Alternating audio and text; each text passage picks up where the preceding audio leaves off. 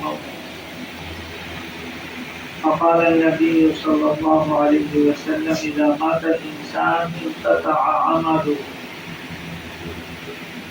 إلا من ثلاث: صدقة جارية أو ولد صالح يدعو له أو علم ينتفع به الناس ينتفع به.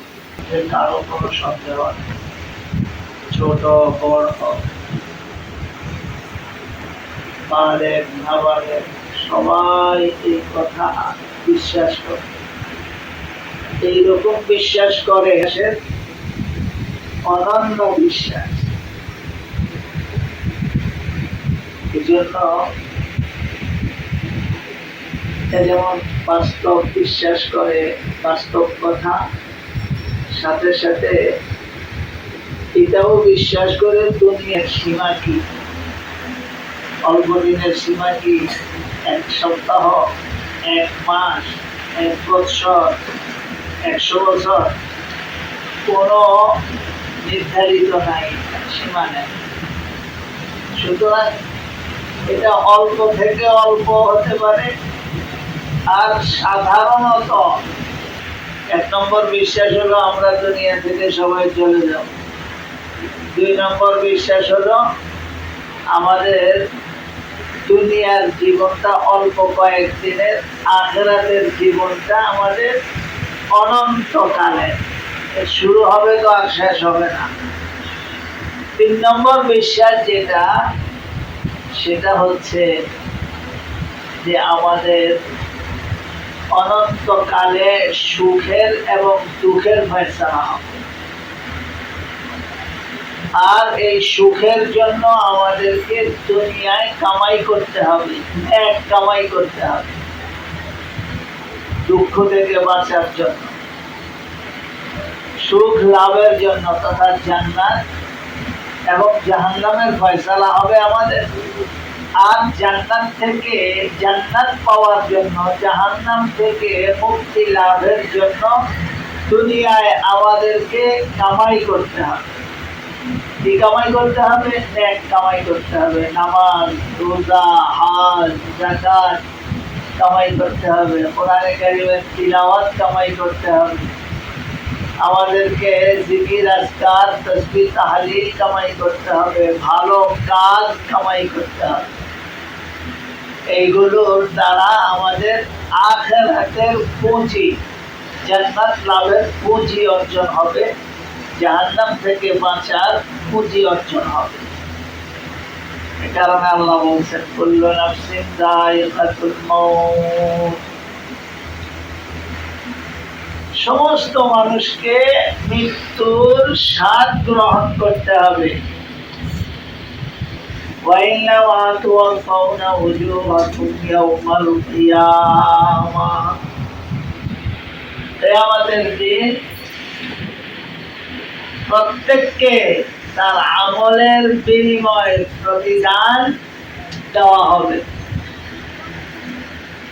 فَمَنْ زُحْزِحَ عَنِ النَّارِ وَأُدْخِلَ الْجَنَّةَ فَقَدْ فَازَ, যাকে জাহান্নাম থেকে মুক্তি দেওয়া হলো আর জান্নাত দেওয়া হলো, সেই সফল কাম। তাহলে কয়টা কথা? 3টা কথা। 1 নম্বর কথা হলো সবাইকে মৃত্যুবরণ করতে হবে। 2 নম্বর কথা হলো আখিরাতে আমাদেরকে প্রতিদান দেওয়া হবে। দুনিয়ার জীবনটা ক্ষণিকের, আখিরাতের জীবন অনন্তকালের। দুনিয়ায় যা কামাই করব এর প্রতিদান আমরা লাভ করব। তো প্রতিদান যে 3 নম্বর কথা হলো, প্রতিদান যদি ভালো হয়, জাহান্নাম থেকে মুক্তি পাওয়া যাবে আর জান্নাত লাভ করা যাবে। এটা হলো সফলতা মাপকাঠি। সুতরাং যেই জিনিস মানুষকে জাহান্নাম এর পথ থেকে বাঁচার জন্য দূরে সরাইয়া দেয়, জাহান্নামের পথ থেকে বাঁচার থেকে দূরে সরায়, অর্থাৎ জাহান্নামের পথ সহজ করে, জান্নাত থেকে দূরে সরাইয়া দেয়।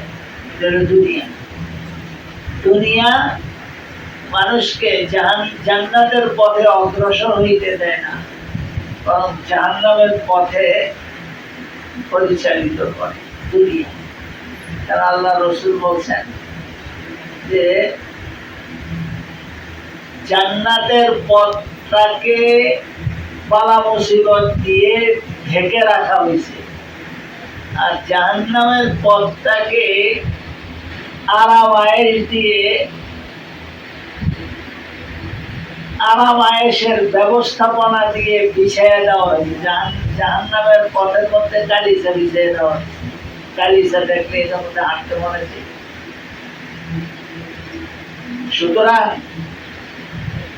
দুনিয়া থেকে সতর্ক থেকো, দুনিয়া থেকে কি থেকো, কারণ মাতাউল হায়াতিদ দুনিয়া গুরুর, দুনিয়ার যাবতীয় বস্তু বিষয়টা হলো ধোঁকার বস্তু, ধোঁকার কি বস্তু।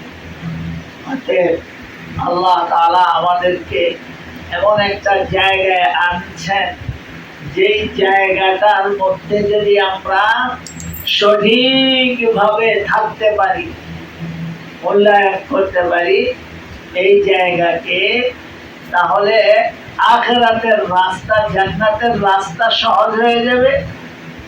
আর দুনিয়ার বিপদ থেকে আল্লাহ পাক আমাদেরকে হেফাজত করবে। আমরা ছাত্র, তালিব ইলম, কোরআন, হাদিস, ইলম এর মধ্যে যারা ডুবে থাকবে, তো দুনিয়ার বিপদ আপদ তাদেরকে পাবে না। অতএব রাজি আছো তোমরা সবাই? আল্লাহ আনছে তোমাদেরকে এখানে। কে আনছে? আল্লাহ আনছে। কি জন্য আনছে? জান্নাতকে ভরার জন্য। তোমাদেরকে দিয়ে আল্লাহ কি করবেন? জান্নাত ভরবেন। কখন? জান্নাতের কাজ করবে। আর তোমাদের জন্য জান্নাতের কাজকে আল্লাহ সামনে এনে দিয়েছে। কোরআনের তিলাওয়াত, এটা কিসের কাজ? জান্নাতের কাজ। জামাতের সঙ্গে নামাজ কিসের কাজ? এটা তো তোমরা 5 ওয়াক্ত নামাজ জামাতের সঙ্গে পড়ো, সারাক্ষণ কোরআনে কারিমের তিলাওয়াত করতেছ, সারাক্ষণ আল্লাহকে ডাকতেছ। এর চাইতে বড় জান্নাতের কাজ কি আর কিছু আছে? এই জন্য এখন তোমরা জান্নাতি। তোমরা এখন কি? তোমরা আল্লাহর কাছে খুব প্রিয়। এখন তোমরা আল্লাহর কাছে যা কইবে এটা কবুল হবে। আমাদের এই ভাই মোহাম্মদ আলী ভাই, উনি ওনার বাবা, দাদা, দাদি, নানা, নানি, আত্মীয় স্বজন, চাচা, চাচি, তাদের জন্য দোয়ার জন্য আয়োজন করছে তোমাদেরকে দিয়ে। বড় মসজিদে যান নাই, কারণ ওখানে আমরা যারা বড় আছি, আমগো দোয়া কবুল হইতেও পারে নাও। তোমাদের কাছে আইছেন, তোমরা সবগুলি ফেরেশতা। কি বলা হয়? কি তোমরা ফেরেশতা? ফেরেশতা অর্থাৎ ফেরেশতার যেমন কোনো গুনাহ নাই, তোমাদেরও কি নাই? গুনাহ নাই। তোমরা যদি মনোযোগ সহকারে আল্লাহকে বলো, আল্লাহ একেবারে সঙ্গে সঙ্গে দিয়ে দিবেন। অতএব রাজি আছে তো তোমরা মনোযোগ সহকারে বলতে? এখানে বসে বসে যতবার দোয়া হবে মনোযোগ সহকারে দোয়া করবা। মাদ্রাসার জন্য দোয়া করবা, এলাকাবাসীর জন্য দোয়া করবা, তারপরে হুজুরদের জন্য দোয়া করবা, তোমাদের মা বাবা ভাই বোনদের জন্য দোয়া করবা। কারণ এখন হইলা তোমরা দোয়া কবুলের তোমরা ভান্ডার।